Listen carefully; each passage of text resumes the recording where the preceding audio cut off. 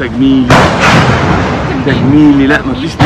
ترميم وزراعه. ايوه ترميم كامل مع الحي، ابتدوا يرمموا كل الجزء ده، عايز يبقى ايه كله انت، ويتراجع الانترلوك بتاعه والنظافه والكلام ده.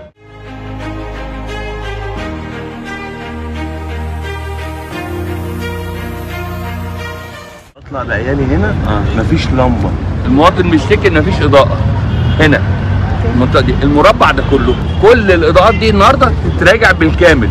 ربنا يديك الصحه ويخليه خدمه للشعب السكندري. اي واحد يخش يقف عربيته في اي حته وتتعمل جراج وموتوسيكل والكلام ده كله، مش انا اللي اجي محافظ اجي امشي لكم من هنا والاقي ده بقى جراج.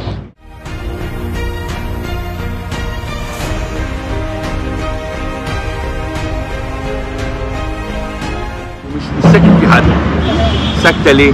لغايه لما الناس تبقى ماشيه ويقع عليهم عماره زي كده.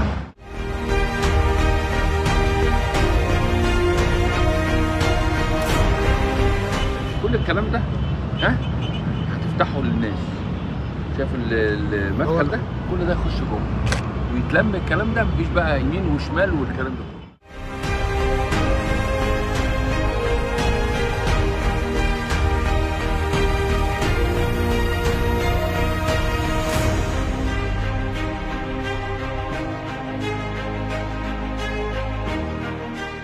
شايف السلك ده؟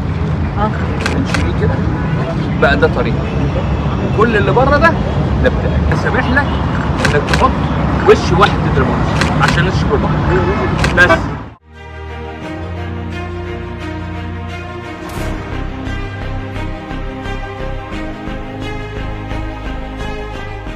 بعدين حضرتك مطر المساحه دي وليهم هم واخدين مساحه زياده. انا عايز المدنيه تعمل تفتيش على كل الكازينات دي اللي على البحر دي، كل واحد مخالف شروط يبعت لي.